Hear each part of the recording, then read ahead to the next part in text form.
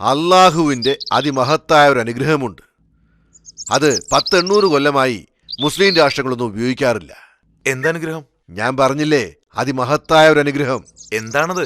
ബുദ്ധി. മുസ്ലിം ലോകം ബുദ്ധി ഉപയോഗിക്കാൻ പാടേ മറന്നുപോയി.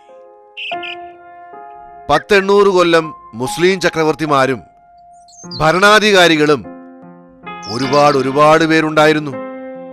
ഇപ്പോൾ തന്നെ പാകിസ്ഥാനും ബംഗ്ലാദേശും അടക്കം ഈ ഭൂഗോളത്തിൽ എത്ര മുസ്ലിം രാഷ്ട്രങ്ങളുണ്ട്? 48. മൊത്തം 50 ഉണ്ടെന്നാണ് എന്റെ ഓർമ്മ. ഈ മുസ്ലിം രാഷ്ട്രങ്ങളിൽ എന്തു നടക്കുന്നു?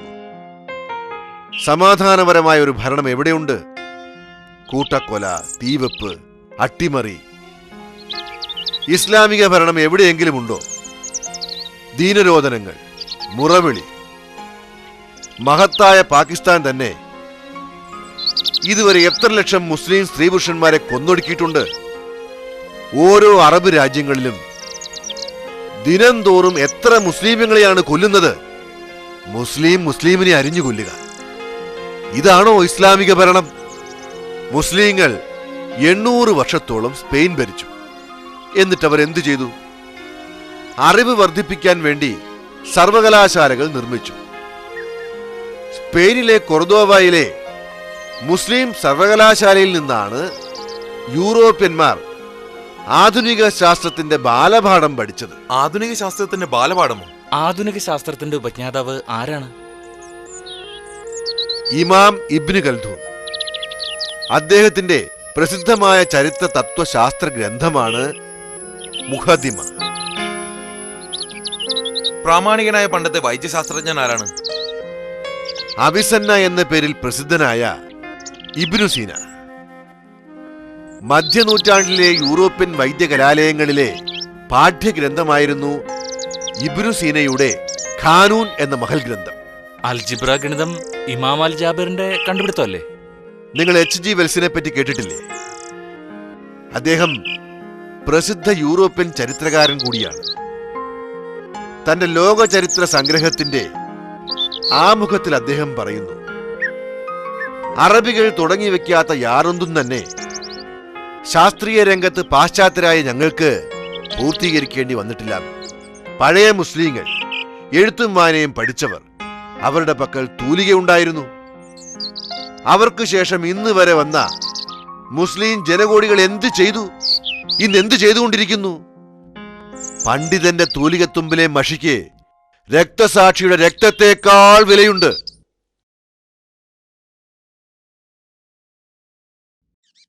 മുസ്ലിം സമുദായം ഇന്നും വിദ്യാഭ്യാസത്തിൽ പിന്നോക്കമാണല്ലോ.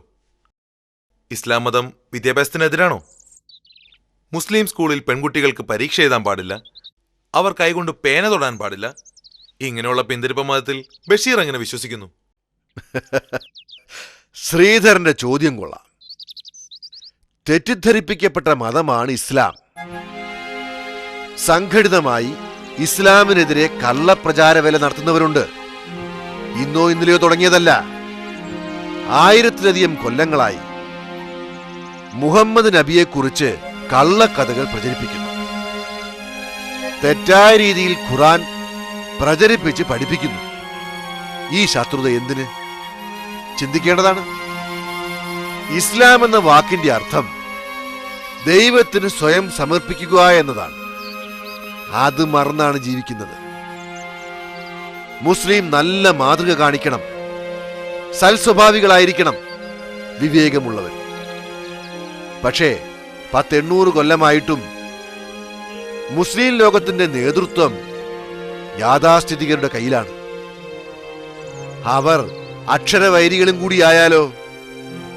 കള്ളന്മാരും കൊള്ളക്കാരും കരിഞ്ചന്തക്കാരും ഇസ്ലാമിന്റെ പേരും പറഞ്ഞ് അധികാരം കൈക്കലാക്കുന്നു, പണം സമ്പാദിക്കുന്നു, സുഖിക്കുന്നു. ഇസ്ലാമിനെ തെറ്റിദ്ധരിപ്പിക്കുന്നതിനുള്ള വലിയൊരു പങ്ക് നാമമാത്ര മുസ്ലിങ്ങളായ പാമര ജനത വഹിക്കുന്നുണ്ട്. യാഥാസ്ഥിതികരായ മതപണ്ഡിതന്മാരും ഇതിഹാസങ്ങളും കെട്ടുകഥകളുമല്ല ഇസ്ലാം. ശാന്തിയുടെയും സമാധാനത്തിന്റെയും മതമാകുന്നു ഇസ്ലാം. ഞാൻ നേരത്തെ പറഞ്ഞില്ലേ, ഖുർആന്റെ തുടക്കം വിദ്യാഭ്യാസത്തിൽ നിന്നാണ്. നിങ്ങളെ സൃഷ്ടിച്ചിരിക്കുന്ന സ്രഷ്ടാവിന്റെ നാമത്തിൽ വായിക്കുക. വായിക്കുക എന്ന് പറഞ്ഞാൽ എഴുതിയിരിക്കുന്നത് വായിക്കുക. എഴുതാനും വായിക്കാനും പഠിക്കുക, ജ്ഞാനം സമ്പാദിക്കുക എന്നർത്ഥം. ജ്ഞാനം എവിടെ കിടക്കുന്നു? എല്ലാ ഭാഷകളിലുമുണ്ട്. അത് സമ്പാദിക്കുക എന്നതാണ് ഖുർആൻ ആദ്യമായി ഉപദേശിച്ചത്.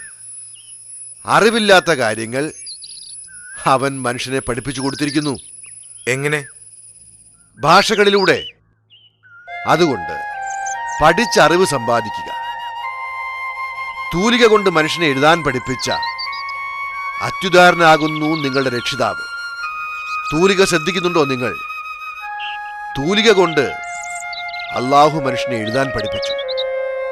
അറബ് ഭാഷയിൽ മാത്രമല്ല, എല്ലാ ഭാഷകളിലും.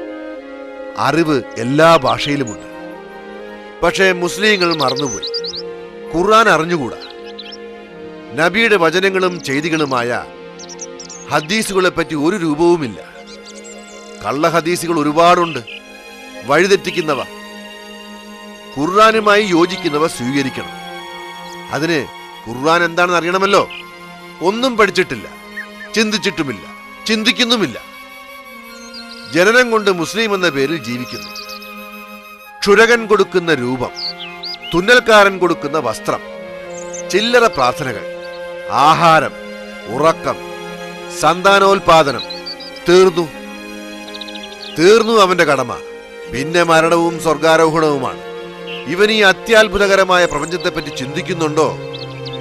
ഈ ലോകവും കുറെ കൂടി സുന്ദരമാക്കാൻ അവൻ ശ്രമിക്കുന്നുണ്ടോ? ലോക പുരോഗതിക്ക് ഇവൻ എന്ത് സംഭാവന ചെയ്യും? ബോധമില്ലാതെ ജീവിച്ചു, ബോധമില്ലാതെ ജീവിക്കുന്നു. എഴുത്തും വായനയും അറിഞ്ഞുകൂടാ. ഈ അക്ഷരവൈരിക്ക് പണമുണ്ടായാൽ തലേക്കെട്ടും കെട്ടി തലപ്പത്തിരിക്കും. നേതാവാണ്. ഇത്തരം നേതാക്കന്മാരെ കൊണ്ട് മുസ്ലിം ലോകം എങ്ങും നിറഞ്ഞിരിക്കുന്നു.